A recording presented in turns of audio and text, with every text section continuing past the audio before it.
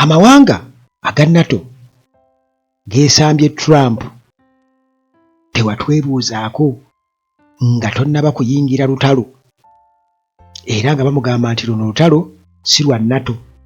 It's not NATO fight. Germany n'amawanga amalala munnange bamaze okubeera nga barejectinga Trump, bamaze okubeera nga bamwesamba. Genda mu ntalo zo gwe walutandika tewatwebuuzaako tolutuyingizaamu. Kakati munnange Germany Chancellor Friedrich Merz nga ali wamu n'amawanga amalala ag'Obulaaya, munnange bano baagala banyonyolwe okusingawo ku strategy oba plan ya Trump ey'olutalo mu Iran, era nti olutalo luno bo baali basuubira okuba tulugenda kutwala bbanga ki. Kaakati munnange nga bali mu kwagala okumanya enkwayara eno, abakulembeze mu Bulaaya, European leaders, bano nga tebakirumyemu era nga balaga nti munnange bo beetegeerera, bwe batyo nga bogezaako okubaganya ebirowoozo oba ddala bawulirize era bagendere ku kusaba kwa Trump okubeera nga bakwata amaato gaabwe badeployinga warships okusobola munnange okugumya security mu Persian Gulf. Kakati foreign ministers aba European Union bano bwe batyo baatudde okubeera nga boogera ku kusaba kwa Trump. Yali Germany foreign minister Johann Wadephul ono bw'atyo yakisimbyeko essira na emphasizinga nti kyetaagisa United States ne Israeli okubeera nga bakiralifayinga bannyonnyole bo basuubira okuba nti nno military objective yaabwe, ekigendererwa kyabwe ekyokulumba Iran kinaggwa ddi, kinaatuukirira ddi, era balinako we batuuse, balina okunnyonnyola era bagamba nti baagala kiralite ku nsonga eno, baagala bannange. Kaakati spokesperson owaba councillors Merz Stefan Cornelius ono ye ng'agamba nti luno olutalo si lwa NATO alliance mukago ogwateekebwawo okukuuma ebitundu ebyo eby'abamemba oba alliance area, naye olutalo luli eri. Munnange Cornelius bw'atyo nga agamba nti Berlin yo munnange emaze okubeera nga ekyakenolejinga era nti Trump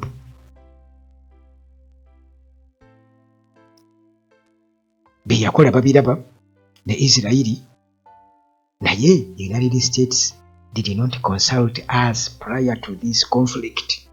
Nti United States teyatwebuuzaako nga bagenda mu lutalo lwabwe luno. N'agamba nti munnange therefore we consider this issue to be outside the purview of NATO or the German government. Tebaatwebuuzaako nga bagenda mu lutalo.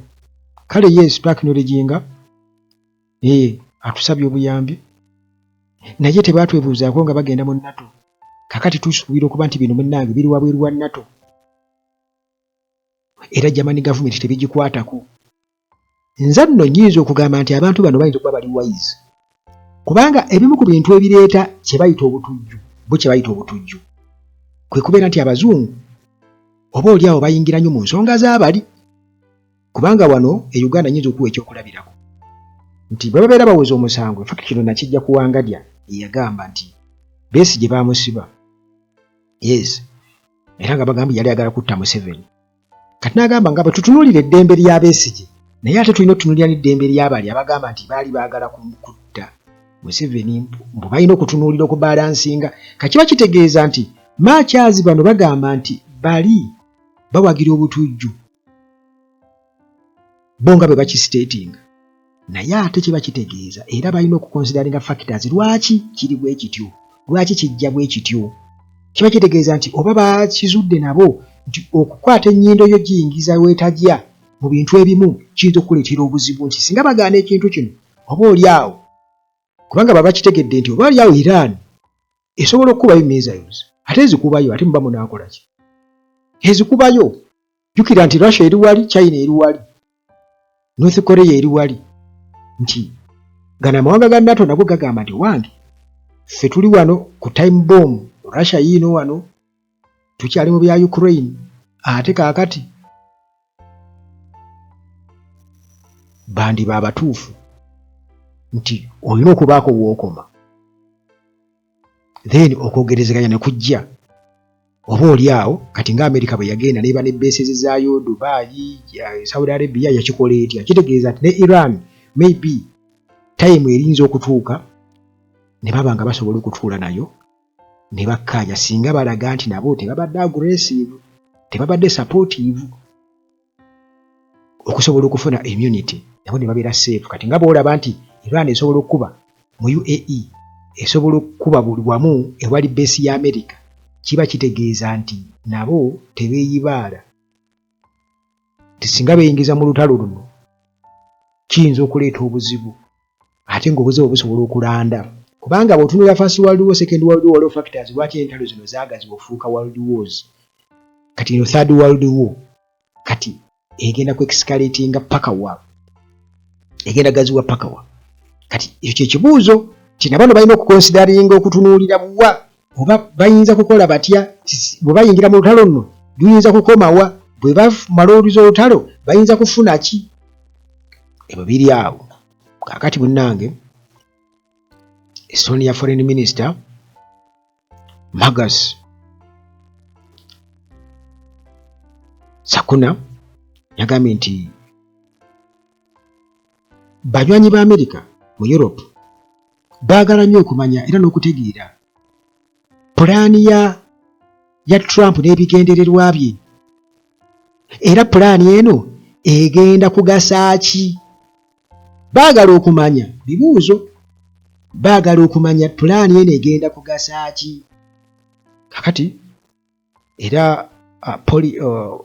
foreign minister Polish foreign minister bamuyita Radek Skoski ono ng'agamba nti Trump administration ya Trump erina okubeera nga egoberera appropriate protocols kitegeera so si kumala gabuukira bintu nakubalagira bulagizi nti mugire muti mukole muti balina okuba nga bagoberera enkola nga bwerambikibwa mu ba allies ba NATO so si kumala gajja Trump wajja kati mbubo ba superpower akati ono ng'agamba nti request okusaba bwe kuba kukoleddwa nga kuyise mu NATO nti definitely out of respect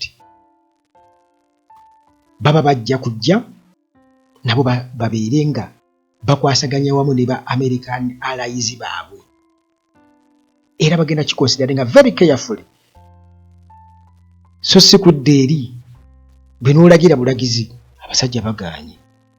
abasajja bagaanye NATO egaanye amawanga ga NATO gakoze eki gagaanye okukkiriza Trump okubeera ng'akola bukozi ati mukole muti bagaanye ekyo nno munnange kyetutwala wa manyi nagamba omuntu omuti dynamics zaakyuka bannange ebintu si bikwate naye kati waliwo omuntu gw'obonyumya naye n'atandika okubuulira ebikwate n'akubulira n'ensi efugibwa famire simanya mmeka olaba bano ba Thessalonians, waliwo ba Morgan, waliwo baki. Kakati bano families nezimu za Russia, envu ziva buzimanya wa, endala ziva mu America. Kati bano bali bwe bati.